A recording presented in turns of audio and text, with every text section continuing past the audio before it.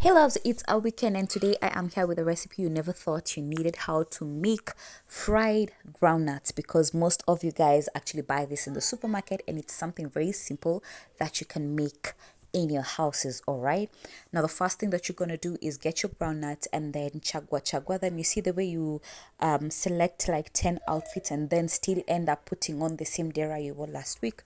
That way you keep selecting them like that, okay?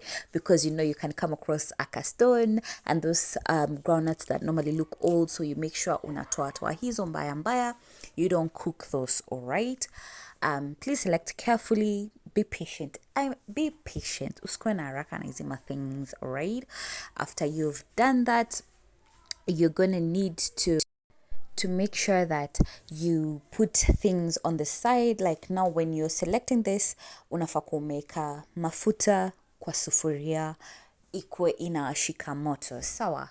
So this process is actually very boring, by the way. Yeah, it's very boring for me kuchagua. So make sure you put your mafuta, and then those particles, of course in mafuta may recycle, come on now. And then make sure it's hot. The same tray that you're using, you're going to need to put serviettes, because ukitoa zile njugu pale and you put them in the serviettes, this serviette is going to help to absorb the excess oil. All right, so as you're doing that, your oil is getting moto, huku kwingine inakuwa moto as you wait. And then you take this spoon that has mashimo, what's it called, that spoon, because it's the same spoon that's gonna help you. This is not like mandazi at you start throwing them one by one, because it's gonna burn you. Remember that oil is very hot, so this spoon is what you're gonna use to put the groundnut in the oil. And you do that slowly, making sure zisikurukilie. And then hiyo sufuria iko hapo nyuma ya chai. Ukishamaliza kupika njugu, chemsha kwa chai yako hapo nyuma, hapo ukunywe nayo njugu, sawa? Then you're gonna put them slowly, making sure that they don't splash. And I always prefer, if you can, put them all in one round. You don't want to do this for 2 rounds because it takes quite a while to deep fry them, so you only want to do 1 round. So if they're mini, make sure you put enough cooking oil so that don't go 2 rounds, it's gonna get boring if you keep doing that. So yes, ukishaendelea kuweka hivi njugu, you just keep putting until you finish. Just keep putting until you finish. All right, next time you're having guests over, unaweza washtua na kanjugu fried, you know, so at least it's different.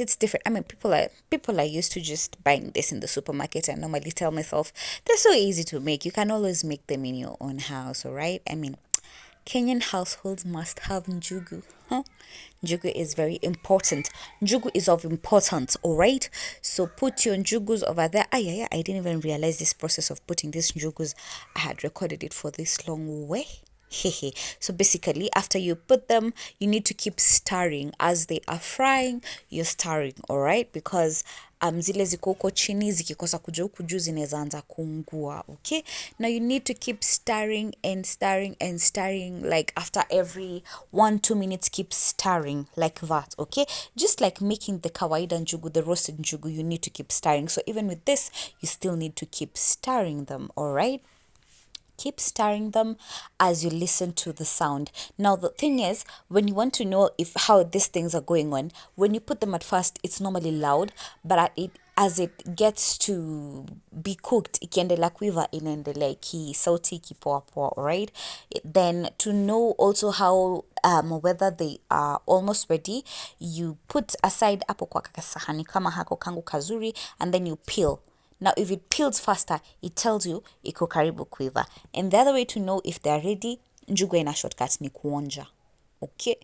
So after you're done, make sure you strain them like that, and then you put in that tray where you had put the serviette like this, and then you're gonna use a lot of serviettes. but that's why they are this pricey in the supermarkets, because of the serviettes. Anyway, so use the serviettes, panguza the excess oil like that. Make sure it doesn't have too much fat, because you don't need that.